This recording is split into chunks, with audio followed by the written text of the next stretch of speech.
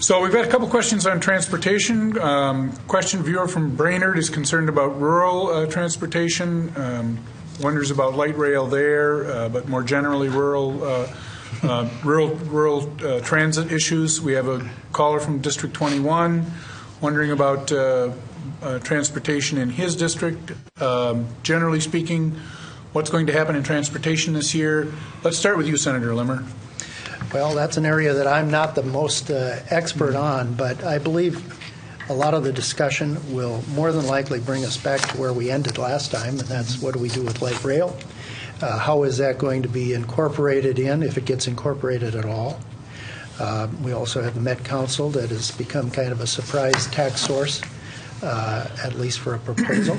And yet at the same time, we did have a transportation needs were being met in some of the proposals we had last year, that in the proposed bonding bill.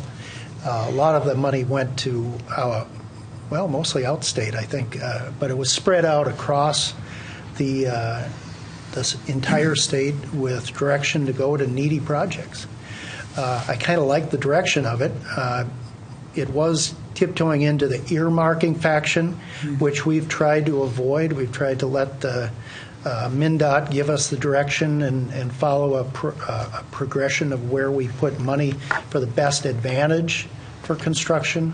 But nevertheless, that doesn't offset the desire of communities that need help and need safety on their roads. I have Highway 94 that goes through Maple Grove in the Rogers area, and I just remember a 10-year period of time when 29 deaths of my constituents ended up on that freeway because all of the money was going everywhere but Highway 94.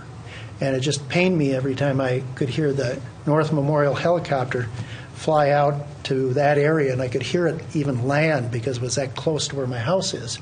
And from a policymaker standpoint, your stomach just aches when you hear that.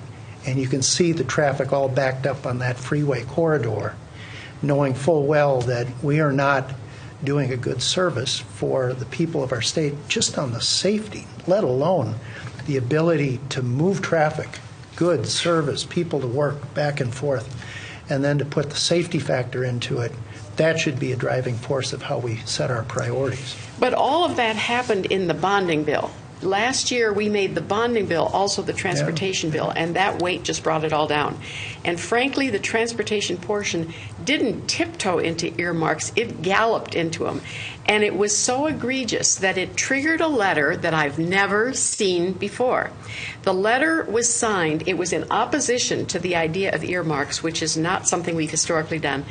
And it was signed by virtually every transportation finance chair from Langseth and Leader to Dibble and Kelly, with Beard and Mary Liz Holberg in between. Every Republican and Democrat signed that letter and said, this is a very bad direction to go. Those people who've written the bills in the past. And I hope we take their advice seriously when we start shaping the bills this year, to go again with broad goals and not pick and choose, and then it becomes a political document. But I think that document becomes a reflection of the frustration of legislators and of their constituents not having highway funding met.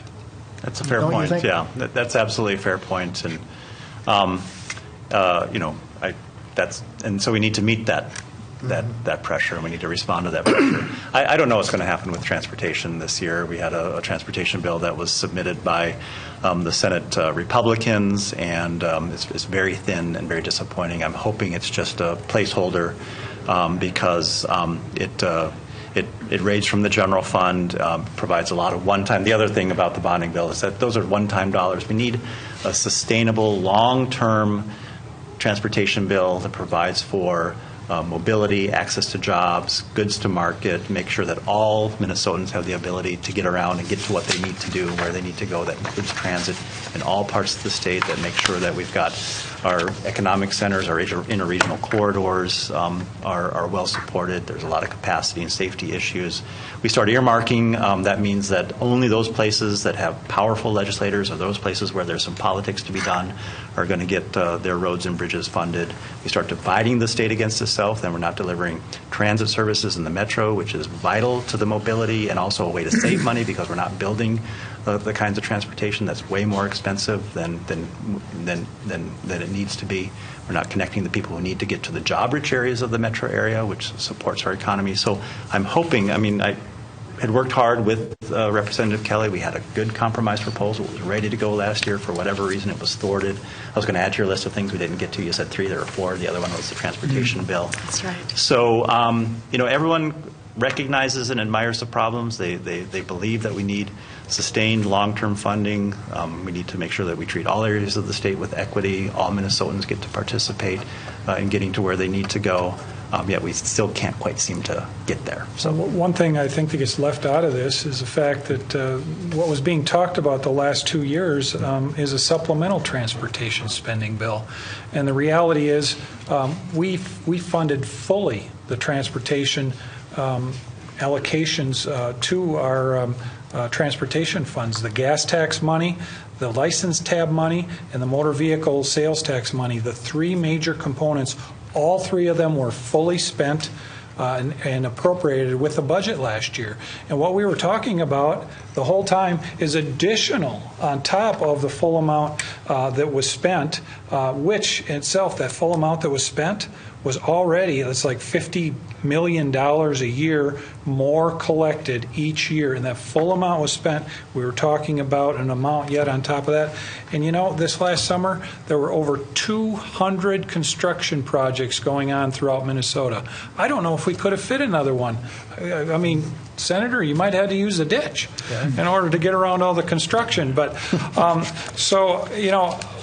think we have to come up with a reasonable approach to this. The amounts and the numbers last time were not reasonable from both the governor's staff, the commissioners. They were talking about $9 billion over 10 years and $20 billion. And I heard $11 billion. Fortunately, today we heard Representative Hausman and I from the commissioner, they're talking about $6 billion. So they're starting to come back out of the twilight zone, Barry.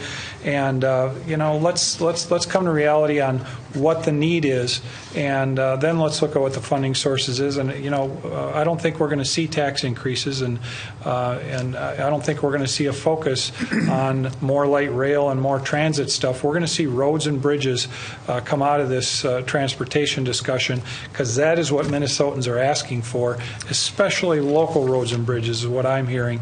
And that really, I think, matches up with what MnDOT is talking about for the need as well. And do you know who would disagree with the representative?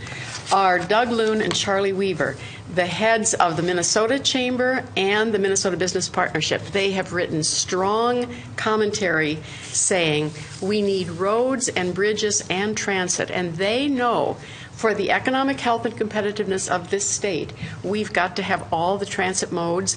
That new worker of the future that we need to attract to this state is looking for transportation choices. We just know that, and we see our economic competitors all over the country making different decisions. And so our business partners, Doug Loon and Charlie Weaver, Minnesota Business Partnership and Minnesota Chamber, have strongly said roads and bridges and transit. Well, I think we're going to see us kick off the shackles of the special interest groups, unlike we've done in the past in the transportation area. And if they come forward, they may have their voice, but I'll tell you what, our members in the House Republican caucus are firmly focused on roads and bridges. That is what's been sold to us.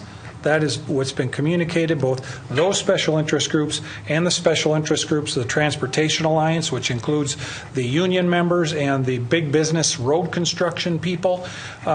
We can't be listening to them and the numbers they bring forward. We got to be listening to the needs of the people, and I think that's what we're going to focus on. And I think like county engineers. And they're a special interest group as well. Yes, they're part of it.